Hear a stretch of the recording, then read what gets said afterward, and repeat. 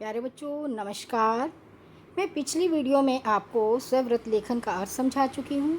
उसके बाद अगली वीडियो में मैंने स्वव्रत लेखन की रूपरेखा और रचना के बारे में जानकारी दी थी, और उससे आगे वीडियो में मैंने आपको स्वव्रत लेखन के गुण और उसके अभ्यास के बारे में आपको बताया था, उसका आकार। तो आइए बच्चों, आज हम जो है स्वव्रत लेखन लिखना सीखें। सबसे पहले बच्चों, आपने किस तरह से इसका निर्माण करना है। बच्चों, स्वव्रत लेखन भी एक कला है। आइए चलते इसका अभ्यास करते हैं। किसी भी तरह किसी भी नौकरी के लिए आपको आवेदन करना होगा तो आपको सब इसी तरह से ही अपना एक स्वव्रत लेखन लिखना होगा। तो इसमें मैंने पूरा आपको नमूना, पूरा प्रारूप, पूरा एक वो अभ्यास करवा रही हूँ। सभी बच्चे इसे अच्छी तरह से समझ लें। किसी भी नौकरी में, चाहे सरकारी हो, प्राइवेट हो, किसी भी तरह की नौकरी में बच्चों आपको आवेदन करना होगा तो आप इसी तरह से अपना स्वव्रत लेखन तैयार करेंगे। सबसे पहले बच्चे आप अपना नाम लिखेंगे।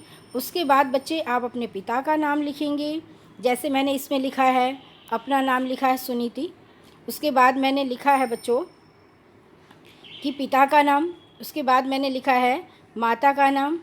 उसके बाद जन्म तिथि जो भी है, जैसे 1 सितंबर 2005 लिखी मैंने जन्म तिथि। अपनी माता का नाम मैंने सरस्वती लिखा, पिता का नाम शर्मा लिखा और अपना नाम लिखा मैंने सुनीति। और मेरी जन्म तिथि बच्चों, अब हमें इसमें अपनी उम्र बतानी है। पहले नाम, पिता का नाम, माता का नाम, जन्म तिथि, उम्र कितनी है, कितने वर्ष हैं और कितने दिन, कितना महीना, ये सारा हमें लिखना होता है। फिर उसके बाद बच्चों हम लिखते हैं हमारा वर्तमान कौन सा पता है, कि जिस स्थान पर हम वर्तमान रह रहे हैं। और स्थायी पता होता है बच्चों जहाँ के हम निवासी, मूल निवासी होते हैं। जहाँ गांव में हमारा अपना मकान होता है तो वो क्या कहलाता है, हमारा स्थायी पता। तो वो होता है बच्चों हमारा स्थायी पता। उसके बाद बच्चों हम अपना टेलीफ़ोन नंबर लिखते हैं, जो भी हमारा टेलीफ़ोन नंबर होता है। जैसे मैंने यहाँ पर डाला है अनुमान करके, कल्पना करके 0 1 2 3 4 5 6 7 8 9, क्योंकि 10 नंबर का हमारा मोबाइल नंबर होता है। उसके बाद बच्चों आज के दौर में हम सभी ईमेल तैयार करते हैं। अपना एक ईमेल एड्रेस होता है हमारा सबका, ठीक है। उसके बाद बच्चों जो भी हम अपना नाम लिखते हैं, उसके बाद @ जो भी हमारा अपना वो होता है, yahoo.com जो है, जो भी अपना हम ईमेल एड्रेस बनाते हैं। उसके बाद बच्चों हमें लिखनी होती हैं अपनी शैक्षणिक योग्यताएं, कि हमारी शिक्षा के स्तर पर कौन कौन सी योग्यताएं हैं। पहला क्रम संख्या 1 में मैंने लिखा है 10वीं कक्षा परीक्षा, वर्ष है 2020 में मैंने 10वीं कक्षा पास की। और विद्यालय है मेरा, यहाँ पर विद्यालय बोर्ड विश्वविद्यालय होता है कि राजकीय विद्यालय दिल्ली, जो भी जिस स्थान से आपने अपने स्कूल का पूरा इसमें नाम लिखना होता है, जहाँ से भी, जिस स्कूल से, सर्वोदय है, आपका स्कूल का कोड कौन सा है, वो सारा आपको इसमें मेंशन करना होता है। फिर बच्चों आपको बताना होता है कि आपके विषय कौन कौन से रहे हैं, अंग्रेजी, हिंदी, गणित, विज्ञान और सामाजिक विज्ञान। आगे है बच्चे कि आपकी कौन सी श्रेणी में आपने जो है, कौन सी श्रेणी में आपने जो है उत्तीर्ण किया, ठीक है। प्रथम श्रेणी है, कितने प्रतिशत अपने अंक हासिल किए, जैसे 90%। अब दूसरे क्रम संख्या में हमने लिखा। उसके बाद बच्चों हमारी 12वीं कक्षा होती है 10वीं के बाद, 2022 में की। वही हमारा राजकीय विद्यालय दिल्ली जो भी है, पंजाबी बाग है, पश्चिम विहार है, त्रिलोकपुरी है, कोई भी है हमारा स्कूल, उसका पूरा हमें डाटा लिखना है। उसके बारे में लिखना है कौन सा कोड नंबर है, किस स्कूल से हमने 12वीं कक्षा उत्तीर्ण की है। कौन कौन से विषय थे हमारे, जैसे अंग्रेजी है, जीव विज्ञान है, भौतिक विज्ञान है, रसायन विज्ञान है, गणित आदि। और उसमें भी हमने बच्चों कौन सा स्थान प्राप्त किया है उसके बारे में बताना है हमने, ठीक है। जैसे वो हमारा है प्रथम स्थान हमने प्राप्त किया, और हमारे कितने प्रतिशत अंक उत्तीर्ण किए हमने, 95%। अगला संख्या नंबर क्रम संख्या 3 है, जिसमें हमारी बीएससी की हमने, किसी भी ऑनर्स में कर सकते हैं हम बच्चों। हिंदी ऑनर्स है, पोल साइंस ऑनर्स है, हिस्ट्री ऑनर्स है, बीए पास है, बीकॉम ऑनर्स है। तो बहुत सारे विषय होते हैं हमारे जिसमें हम जो है अपनी ग्रेजुएशन करते हैं। तो बच्चों अभी 2022 चल रहा है, तो भविष्य में आप 2025 में जो है, जो बच्चे 2022 में जो है 12th कर चुके हैं 12वीं, वो 2025 में क्या कर लेंगे, बीएससी कर लेंगे। और कौन से विश्वविद्यालय से, जैसे कुछ बच्चे दिल्ली विश्वविद्यालय से करेंगे, कुछ महर्षि दयानंद विश्वविद्यालय से, कुछ उस्मानिया विश्वविद्यालय से, तो सबकी बच्चों अलग अलग होती हैं, ठीक है। और जो है मेरी कौन सा विषय रहा जिसमें मैंने योग्यता प्राप्त की है, बीएससी की कंप्यूटर साइंस ऑनर्स, कुछ बीए ऑनर्स, हिंदी ऑनर्स, कोई बीकॉम ऑनर्स, सबकी अब अलग अलग है, पोल साइंस ऑनर्स है। और प्रथम स्थान प्राप्त किया। और हमारे प्रतिशत कितने अंक प्राप्त किए हमने, 85%। चौथे नंबर पर बच्चों आप बीएड करेंगे, एमए करेंगे, एमबीए करेंगे, एमफिल करेंगे, पीएचडी करेंगे, जो भी आगे आगे जैसे आप करते जाएंगे, उनका आप कौन कौन से सन में कर रहे हैं उन सब का आपने अपना इसी तरह से आपने ब्यौरा देना है क्रम संख्या के अनुसार। आगे बच्चों हम बताएंगे कि हमारी अन्य संबंधित, इसके अलावा एजुकेशन के अलावा हमारी कौन कौन सी योग्यताएं हैं। सबसे पहली है बच्चों हमारा कंप्यूटर में अच्छा ज्ञान और अभ्यास है।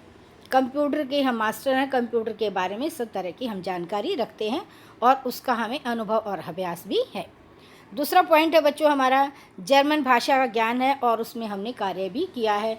मान लो आपने किसी को जर्मन भाषा को सिखाया भी हो या किसी तरह का आपने अनुवाद भी किया हो जर्मन भाषा का, तो इसी तरह का आप किसी तरह का भी कार्य कर सकते हैं, अनुवादक भी बन सकते हैं।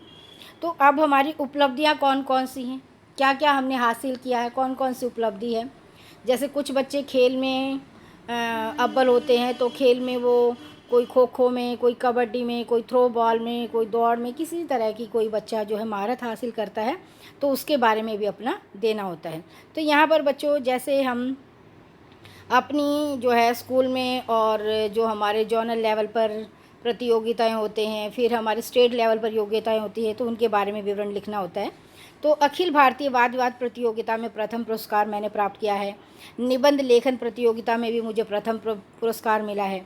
फिर आगे बच्चे आता है कार्यतर गतिविधियां और अभिरुचियां, कि हमारी कौन कौन सी और गतिविधियां हैं और किस किस कार्य में हम अपनी रुचि रखते हैं।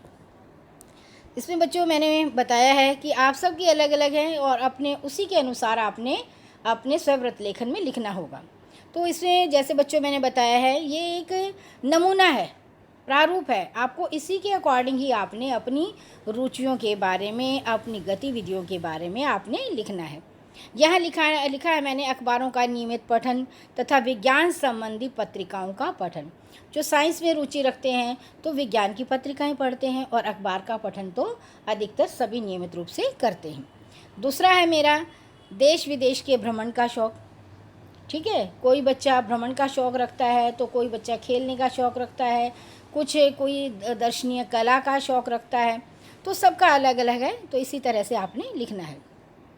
खेल खेलने व देखने का शौक़, कुछ बच्चे खेल खेलते हैं, क्रिकेट खेलते हैं, फुटबॉल खेलते हैं, थ्रो बॉल खेलते हैं, वॉलीबॉल खेलते हैं, तो इसी तरह से कुछ बच्चे खेल खेलते हैं, कुछ को देखने का भी शौक़ होता है।